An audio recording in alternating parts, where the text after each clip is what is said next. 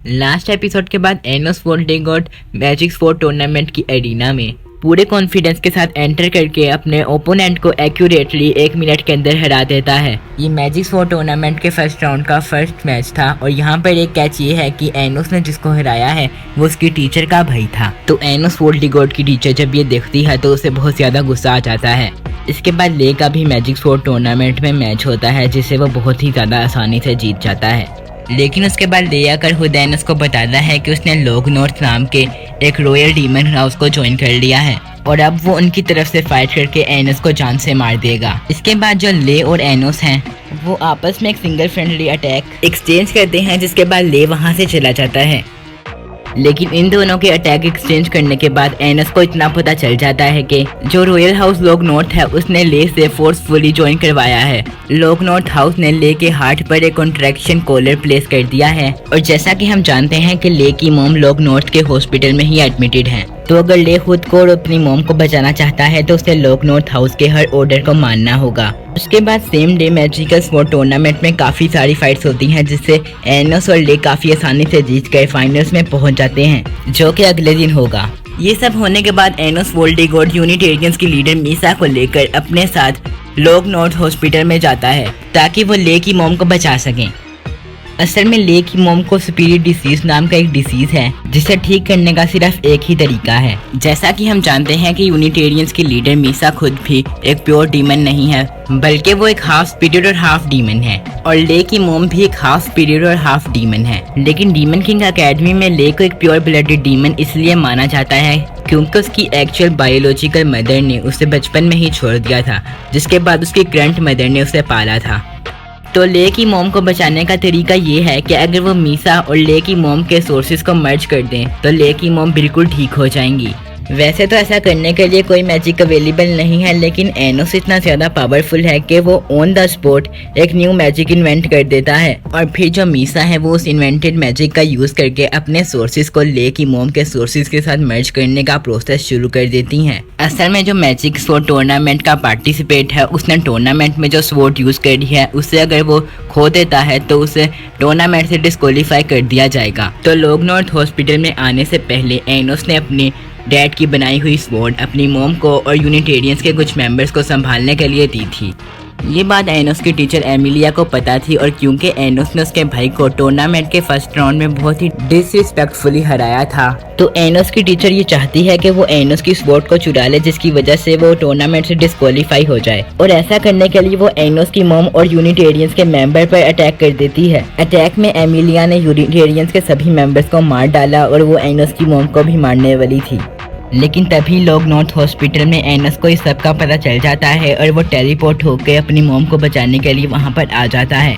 वहां पहुंचने के बाद एनोस सबसे पहले यूनिटेरियंस के सभी मेंबर्स को जिंदा करता है और फिर अपनी मदर को प्रोटेक्ट करने के लिए एमिलिया के पास चला जाता है।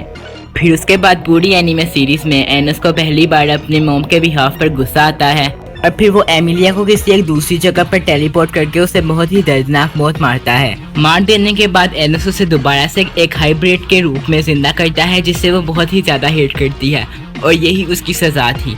दूसरी तरफ लॉग नॉर्थ मैजिक हॉस्पिटल में जब एनोस अपनी मॉम की प्रोटेक्शन के लिए जाता है तो वहाँ पर ले पहुँच जाता है। वहाँ पर वो देखता है कि मीसा उसकी मदर को बचाने की कोशिश कर रही है लेकिन ऐसा करने पर मीसा की खुद की जान भी खतरे में आ सकती है। तो जो ले है वो मीसा को बेहोश करके मीसा और उसकी मॉम के सोर्सेज को मर्ज करने के प्रोसेस को रोक देता है।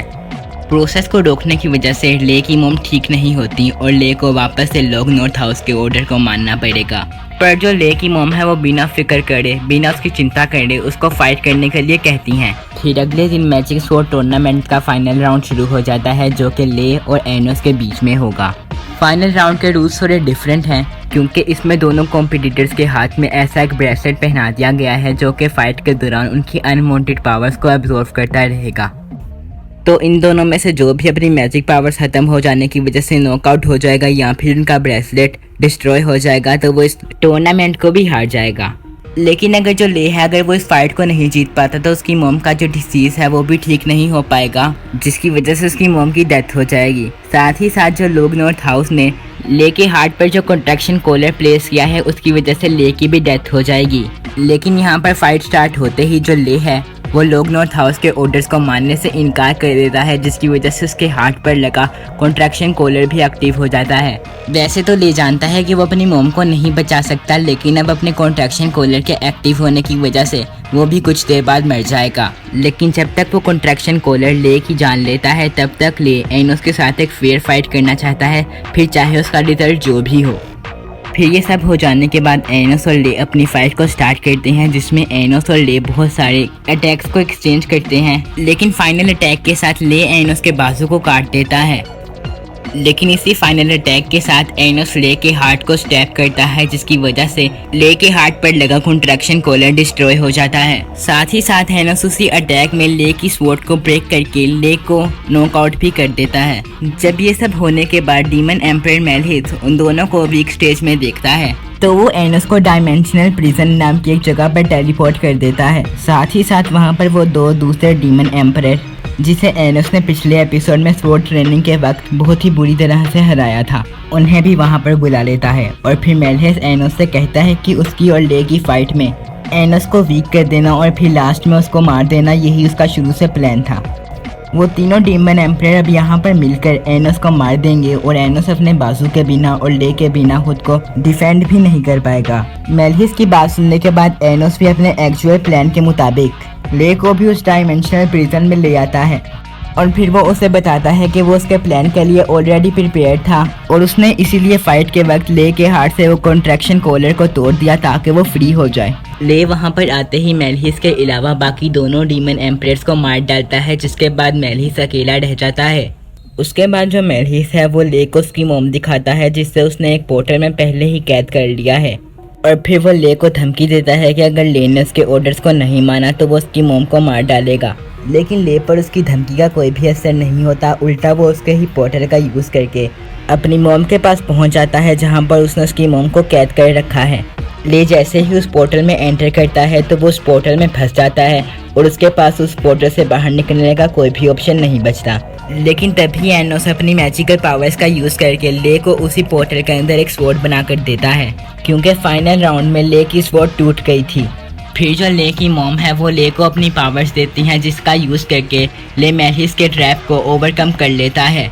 ले की मॉम उसे अपनी पावर्स देने के बाद उसे प्रोटेक्ट ज़रूर करती है, लेकिन उसके बाद वो खुद भी हमेशा के लिए गायब हो जाती हैं। उसके बाद पोर्टल के बाहर एनोस और मेलहिथ की फाइट शुरू हो जाती है और मेलहिथ एनोस को वीक समझकर उसे मार देने के बहुत सारे अटैक उस पर करता है। पर फिर हमें यहाँ पर पता चलता है कि रीइंकार्नेट होने के बाद एनोस ने अपने 2000 साल पहले के कंपैरिजन में सिर्फ 10% पावर ही गेन करी थी। लेकिन टूर्नामेंट के रूल्स के हिसाब से जब एनोस की रिस्ट पर पावर अब्जॉर्बिंग ब्रेसलेट प्लेस किया गया तो एनोस अपने पोटेंशियल को रीच करा और उसके बाद उसकी सारी पावर्स वापस आ गई। उसके बाद अपनी सारी पावर्स वापस आ जाने के बाद एनोस मेलहिथ पर भारी पड़ जाता है और उसकी बॉडी में प्लेस द स्वॉर्ड ऑफ बॉडीलेशन को डिस्ट्रॉय कर देता है। असल में जो फेक डीमन किंग है उसने मेलहिथ को कंट्रोल करने के लिए उसकी बॉडी में द स्वॉर्ड ऑफ बॉडीलेशन को प्लेस किया था। लेकिन जब एनोस उस स्वॉर्ड ऑफ बॉडीलेशन को डिस्ट्रॉय कर देता है तो मेलहिथ अपनी सेंसेस में वापस आ जाता है। उसके बाद जो दो डीमन एम्परर को ले ने मार दिया था, एनोस उन्हें भी दोबारा जिंदा कर देता है और फिर ले के साथ अपने रियल वर्ल्ड में वापस चला जाता है। असल में जब ये लोग डायमेंशनल प्रिजन में गए थे तो ओरिजिनल वर्ल्ड लाइन का टाइम रुक गया था, लेकिन जब ये लोग ओरिजिनल वर्ल्ड लाइन में वापस आते हैं तो एनोस को एक अननोन फिगर दिखता है। एनोस यहाँ पर ये अज्यूम करता है कि वो unknown figure fake demon king होगा, लेकिन उससे पहले कि एनोस कुछ कर पाता वो फेक डीमन किंग वहाँ से चला जाता है, तो हम अभी ये यकीन से नहीं कह सकते। उसके बाद जैसे ही ओरिजिनल वर्ल्ड लाइन में टाइम स्टार्ट होता है तो एनोस को स्वॉर्ड टूर्नामेंट का विनर डिक्लेयर कर दिया जाता है। उसके बाद एनोस ले को बताता है कि उसने उसकी मॉम को बचाकर उनका डिसीज क्योर कर दिया है, जिसके बाद ले और उसकी मॉम वापस से रीयूनाइट हो जाते हैं।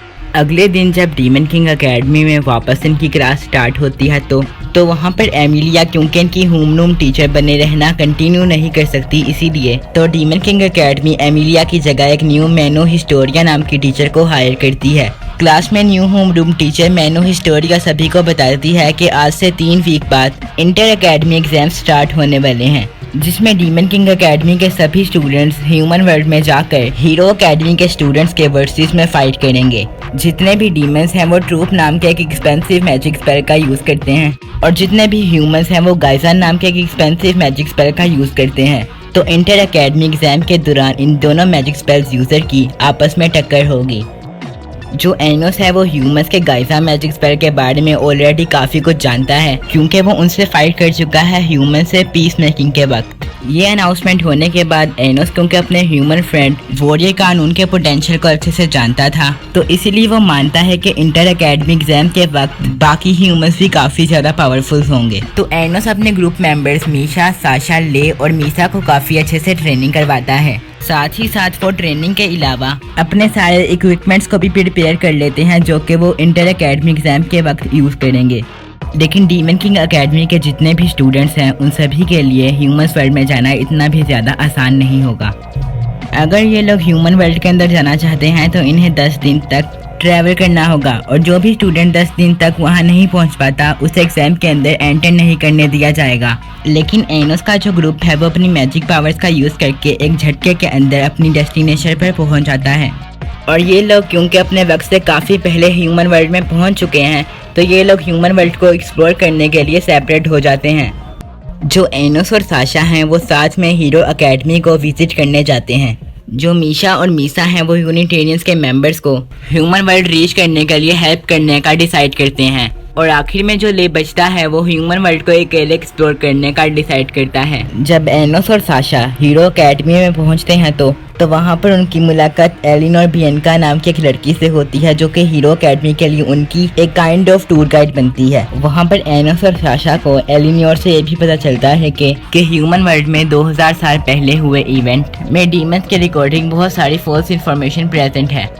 सारे ह्यूमंस ये मानते हैं कि 2000 साल पहले इंसानी हीरो कैनून ने खुद एनोस वोल्टिगॉर्ड को हराया था और उसके बाद खुद ह्यूमन, डीमन और हेवन वर्ल्ड को सेपरेट किया था। साथ ही साथ ह्यूमन वर्ल्ड में भी 2000 साल पहले वाले डीमन किंग का नाम एनोस डिलहेविया है, ना कि एनोस वोल्टिगॉर्ड। फिर उसके बाद एलिनोर एनोस को बताती है कि हीरो एकेडमी में पास्ट के ह्यूमंस इनकार्नेटेड हीरोज के लिए अलग से एक सेक्शन है जिसमें ह्यूमन हीरो कानून के 6 डिफरेंट री इनकार्नेशन प्रेजेंट हैं, क्योंकि ह्यूमन हीरो कानून के 6 डिफरेंट हार्ट्स हुआ करते थे। तभी वहाँ पर ह्यूमन हीरो कानून के सभी इनकार्नेशन में से लेब्रियानो नाम का फर्स्ट इनकार्नेशन और लेओस नाम का थर्ड इनकार्नेशन वहाँ पर आ जाते हैं। लेकिन जब एनोस उनको वहाँ पर देखता है तो वो ये कहता है कि वो दोनों ह्यूमन हीरो कानून के री इनकार्नेशन है ही नहीं।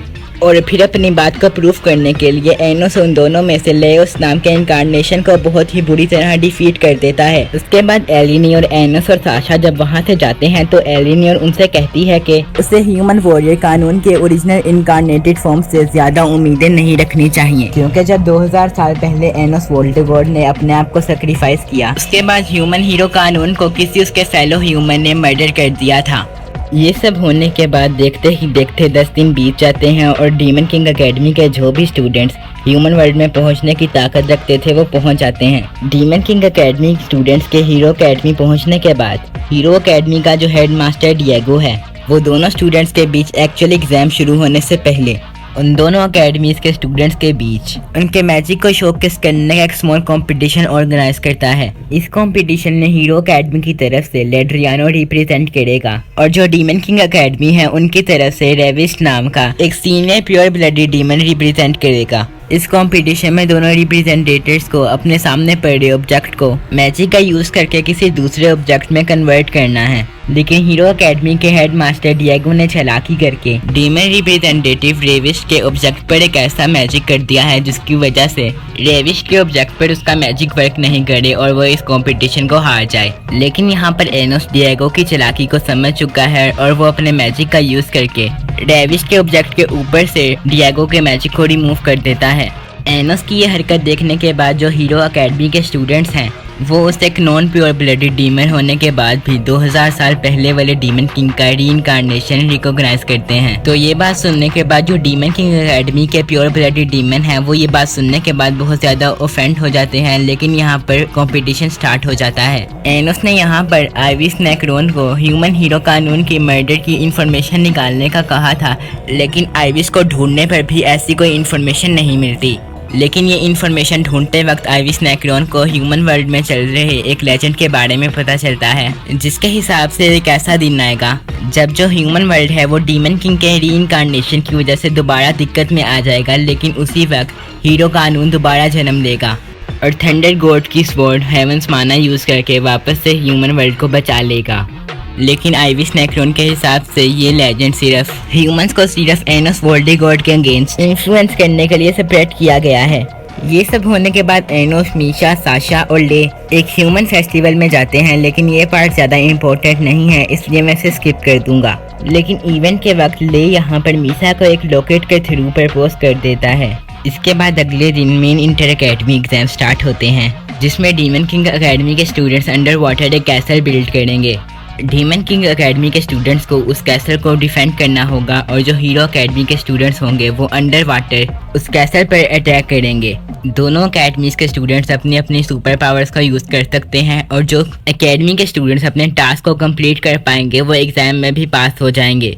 यहाँ पर वापस से प्योर ब्लडेड और नॉन प्योर ब्लडेड डीमन की राजनीति के चलते एनोस वोल्डेगॉर्ड को पार्टिसिपेट नहीं करने दिया जाता और एक प्योर ब्लडेड डीमंस की टीम अंडर वाटर एग्जाम्स के लिए उतरती है। लेकिन जिस रिवर में अंडर वाटर एग्जाम्स चल रही हैं उसका जो वाटर है वो असल में होली वाटर है, जिसमें ह्यूमंस और भी ज़्यादा पावरफुल और डीमंस कमज़ोर हो जाते हैं। जब डीमन किंग अकेडमी के senior pure blooded demons under water जाते हैं तो वहाँ पर होली वाटर की वजह से उन्हें काफ़ी ज़्यादा डिसएडवांटेज होता है और वो अपनी बैटल को हारने लगते हैं। यहाँ तक कि जो बात है वो उनकी जान पर भी आ जाती है, जिसके बाद एनोस अपने मैजिक का यूज़ करके उनकी लाइफ को बचाता है और उनकी सारी इंजरीज को हील कर देता है। ये सब होने के बाद रेविस्ट वाला ग्रुप अपनी फाइट को हार जाता है, लेकिन ये सब होने के बाद रेविस्ट हार मानकर एनोस से नेक्स्ट राउंड फाइट करने की रिक्वेस्ट करता है, क्योंकि यहाँ बात अब इज्जत की है। रेविस्ट के रिक्वेस्ट करने के बाद एनोस अपनी मैजिक पावर्स का यूज करके उस रिवर के सारे होली वाटर को क्लियर कर देता है, जिसके बाद इंटर अकेडमी एग्जाम्स का सेकेंड राउंड स्टार्ट हो जाता है। जब एग्जाम्स के सेकंड राउंड में एनोस का ग्रुप बैटलफील्ड में उतरता है तो हीरो कानून की फोर्थ रीइंकार्नेशन ज़ेशिया भी हीरो अकेडमी वाली साइड को ज्वाइन कर लेती है, जो कि बहुत ज़्यादा पावरफुल है। डीमन किंग अकेडमी से जो साशा है वो हीरो कानून के थर्ड इनकारनेशन लाओ से फाइट करती है। जो ले है वो भी हीरो अकेडमी के किसी बहुत ही पावरफुल स्टूडेंट से फाइट करता है, जिसका नाम हमें सीरीज में नहीं बताया गया। लेकिन साशा और ले अपने अपने ओपोनेंट्स को इवेंचुअली ओवर पार करके डिफीट कर देते हैं। दूसरी तरफ जो एनोस है वो वैशिका और लेड्रियानो से एक साथ फाइट करता है, और जो वैशिका और लेड्रियानो है वो ह्यूमन वर्ल्ड की 10 मिलियन रेजिडेंट्स की पावर्स को बोरो करते हैं। लेकिन जो एनोस है वो यूनिटेरियंस की सिर्फ 8 मेंबर्स की पावर्स को बोरो करके उन दोनों को ओवर पार करता है और अल्टीमेटली उन दोनों को डिफीट करने वाला होता है।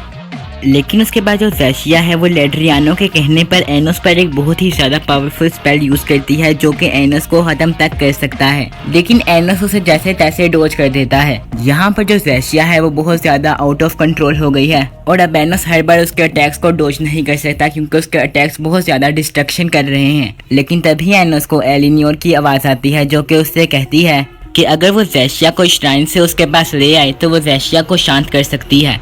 लेकिन यहाँ पर जो एनोस है वो खुद वैशिया के अटैक्स को संभालने के लिए पीछे रुक जाता है और मीशा को एलिनियोर के पास श्राइन में भेजता है। लेकिन जब मीशा श्राइन में पहुँचती है तो उसे पता चलता है कि ये तो हीरो अकेडमी के हेडमास्टर डिएगो का एनोस के खिलाफ एक ट्रैप था, जिसमें अब मीशा फंस चुकी है। डिएगो जैसे ही वहाँ पर एनोस की जगह मीशा को देखता है तो वो फौरन मल्टीपल टाइम्स उसे स्टैब करके ऑलमोस्ट उसे मार ही डालता है।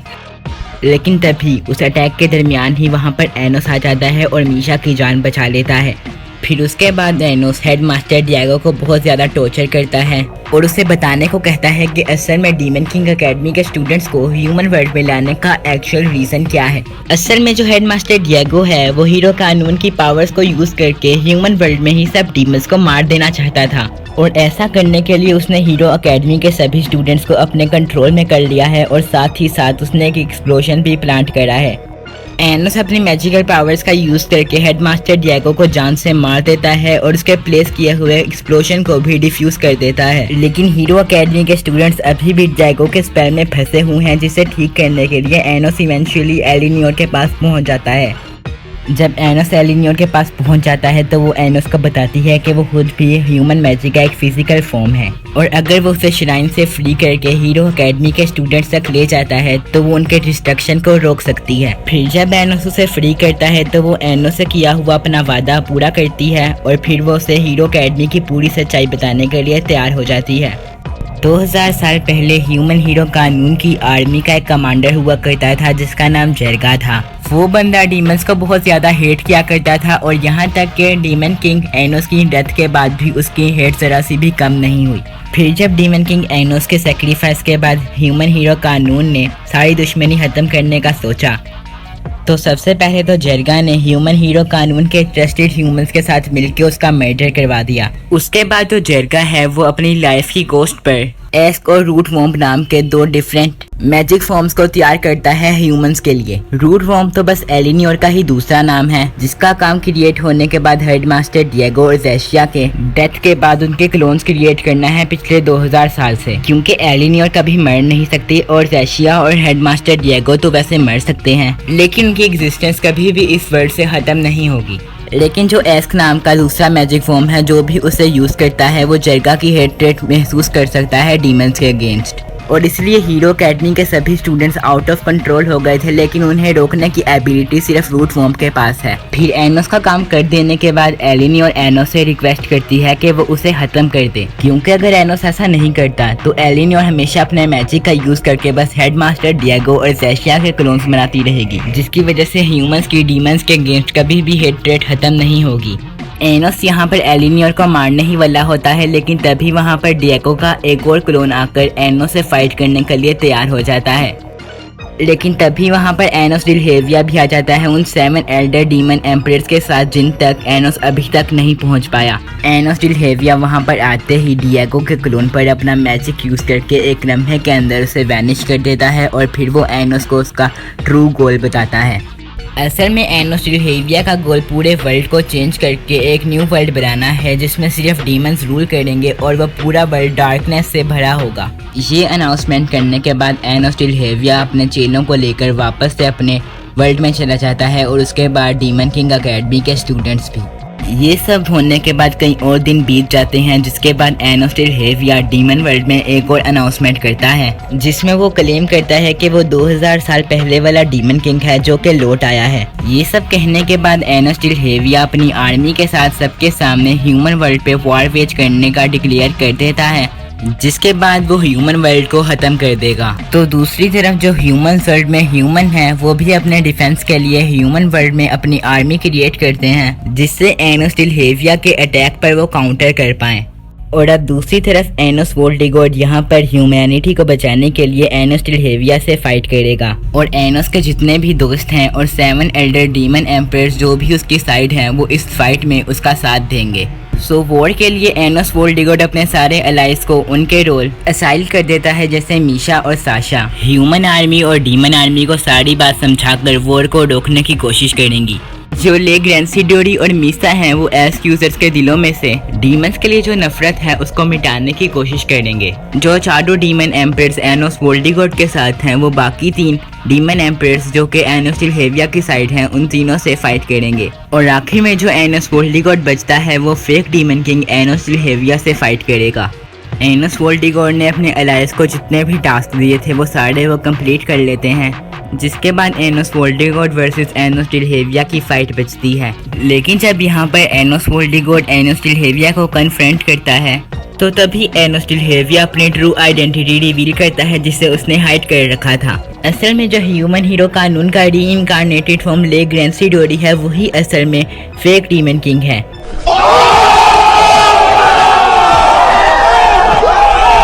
फिर अपनी ट्रू आइडेंटिटी रिवील करने के बाद ले ग्रैंसिडोरी मतलब के ह्यूमन हीरो कानून मतलब के एनोस डिलहेविया एनोस वोल्डिगोड को बताता है कि 2000 साल पहले उसके मर्डर के बाद ह्यूमन हीरो कानून ने गुस्से में आकर अपनी स्वॉर्ड हेवंस माना की एबिलिटी को यूज करके हिस्ट्री को कुछ ऐसा रीराइट किया कि वो एनोस वोल्डिगोड की जगह हुड डीमन किंग स्टैब्लिश हो गया। फिर उसने अपने 7 हार्ट्स का यूज करके 7 एल्डर डीमन एम्परर्स को अपने कंट्रोल में किया और इसीलिए डीमन वर्ल्ड और ह्यूमन वर्ल्ड की जो हिस्ट्री है वो एनोस वोल्डिगोड की हिस्ट्री से डिफर करती है। फिर उसके बाद ह्यूमन हीरो कानून एनोस वोल्डिगोड को बताता है कि अगर वो डीमंस के अगेंस्ट ह्यूमंस के दिलों में से हेट्रेड खत्म करना चाहता है तो एनोस वोल्टिगोट को ह्यूमन हीरो कानून के रीइंकार्नेटेड फॉर्म को मारना होगा, क्योंकि सारे ह्यूमंस एनोस टिलहेविया को डीमन किंग मानते हैं। ये सारी बातें होने के बाद ह्यूमन हीरो कानून और एनोस वोल्टिगोट के बीच में फाइट स्टार्ट हो जाती है, जो कि काफी लंबी चलती है। फाइट में जो एनोस वोल्टिगोट है वो पहले तो ह्यूमन हीरो कानून के सारे हार्ट्स को डिस्ट्रॉय कर देता है, लेकिन फिर आखिर में एनोस इवेंचुअली ह्यूमन हीरो कानून को उसकी स्वॉर्ड हेवंस मारना यूज करके खुद को स्टैब करने देता है। ह्यूमन हीरो कानून की स्वॉर्ड हेवंस मारना का अटैक जैसे ही एनोस वोल्टिगोट से कनेक्ट होता है तो हिस्ट्री कुछ ऐसी रीराइट होती है कि सबकी नज़रों में एनोस वोल्टिगोट ही एनोस टिलहेविया बन जाता है और जो ले ग्रेंसी डोरी है वो बस ह्यूमन हीरो कानून का रीइंकार्नेटेड फॉर्म बनकर रह जाता है। तो वहाँ पर जितने भी लोग मौजूद हैं वो एनोस वोल्टिगोट, जो कि अब एनोस टिलहेविया भी बन चुका है, उसे मरते हुए देखते हैं। लेकिन फिर भी जो डिएगो और ज़ैशिया हैं उनकी डीमंस के अगेंस्ट हेट रेट ख़त्म नहीं होती और वो हेट रेट इतनी ज़्यादा बढ़ जाती है कि जो रूट वॉम्ब और एस्क नाम के दोनों मैजिक फॉर्म्स का क्रिएटर जेरगा है वो खुद एक मैजिक के फॉर्म में रिक्रिएट हो जाता है और फिर वो सारे डीमंस पर अटैक करने लगता है। तो ये सब होने के बाद वहाँ पर डीमंस और ह्यूमंस के जितने भी फोर्सेस और कैरेक्टर्स प्रेजेंट हैं वो साथ मिलकर जेरगा के खिलाफ फाइट करने लग जाते हैं। जो मीशा और साशा हैं वो डीनो जिएक्सिस नाम की एक नेक्रोन सीक्रेट टेक्निक को यूज करके अपनी बॉडी को फ्यूज कर लेते हैं और बहुत ही ज्यादा पावरफुल हो जाते हैं और उस पूरी लोकेशन पर बहुत ज्यादा भगदड़ मच जाती है। लेकिन देन एनोस वोल्टिगोट अपने ओरिजिनल मैजिक का यूज करके रीइंकार्नेटेड हो जाता है और बैटलफील्ड में वापस उतर जाता है। असल में एनोस ने अपनी ये रीइंकार्नेशन की प्लानिंग अपनी डेथ के पहले ही कर ली थी और अब फाइनल बैटल की शुरुआत हो जाती है। जेरगा एनोस वोल्टिगोट के पावर लेवल को मैच करने के लिए फोर्सफुली सारे ह्यूमंस की पावर को डाइवेस्ट कर लेता है, जिसके बाद वो बहुत ही ज्यादा पावरफुल हो जाता है। लेकिन जो एनोस वोल्टिगोट है वो अपने ही साइड की चंद लोगों की पावर को यूज करके जेरगा को ओवर पार कर देता है, जिसके बाद एनोस ह्यूमन हीरो कानून के साथ मिलकर जेरगा को डिफीट कर देता है और इसी के साथ डीमंस और ह्यूमंस के दोनों के वर्ल्ड पीस में आ जाते हैं। अब सब कुछ खत्म हो जाने के बाद साशा और मीशा रोते हुए एनोस के गले लग जाती हैं, क्योंकि उन्हें सच में लग रहा था कि इस बार तो एनोस वापस आएगा ही नहीं। जिस पर एनोस उन्हें समझाते हुए कहता है कि अब वैसा कभी भी नहीं होगा। अब ये सब देखकर ले को भी मीसा की याद आ जाती है और वो उससे मिलने के लिए चला जाता है, जहाँ पर मीसा ले को सही सलामत देखकर उसके गले लग जाती है। दूसरी तरफ एनोस एलिनियोर के मैजिक को अपने मैजिक से लिंक करता है और उससे कहता है कि आज से तुम्हारा मैजिक मेरा मैजिक है और ये मेक श्योर करेगा कि आज के बाद से हेडमास्टर जैसा कोई भी तुम्हारा यूज ना करे। इसके बाद एनोस टेलीपोर्टेशन मैजिक का यूज करके सभी को डीमन वर्ल्ड में लेकर आता है और अब यहाँ पर सभी ने एनोस को डीमन किंग के रूप में एक्सेप्ट कर लिया था। जिसके बाद एनोस सारा काम निपटाकर अपने घर पर वापस आता है और उसके पेरेंट्स ये जानकर काफी ज्यादा खुश होते हैं कि एनोस ने ह्यूमन और डीमन वर्ल्ड के बीच की लड़ाई को खत्म कर दिया है। तभी उनकी नजर एलिनियोर पर पड़ती है, जिसे देखकर उसके मॉम डैड हैरान रह जाते हैं कि एनोस अपनी वाइफ नंबर 3 को भी घर लेकर आ गया। और फिर सभी लोग अंदर जाकर पार्टी करने लगते हैं और फिर इसी हैप्पी एंडिंग के साथ ये एनीमे यहीं पर खत्म होता है। अच्छा, अब ये वीडियो खत्म करने से पहले मैं एक और बात करना चाहता हूँ कि अब ये एनीमे सीरीज तो खत्म हो चुकी है और अब हम जल्द ही एक न्यू एनीमे सीरीज स्टार्ट करने जा रहे हैं, जिसका नाम है ज़ोम 100 bucket list of the dead. इस एनीमे सीरीज में हमने कुछ नया ट्राई करने की कोशिश की है, तो आप जल्दी से हमारे चैनल को सब्सक्राइब कर दीजिए ताकि आप हमारे इस एनीमे की एक भी एपिसोड को मिस ना कर पाएं। और तब तक के लिए गुड बाय।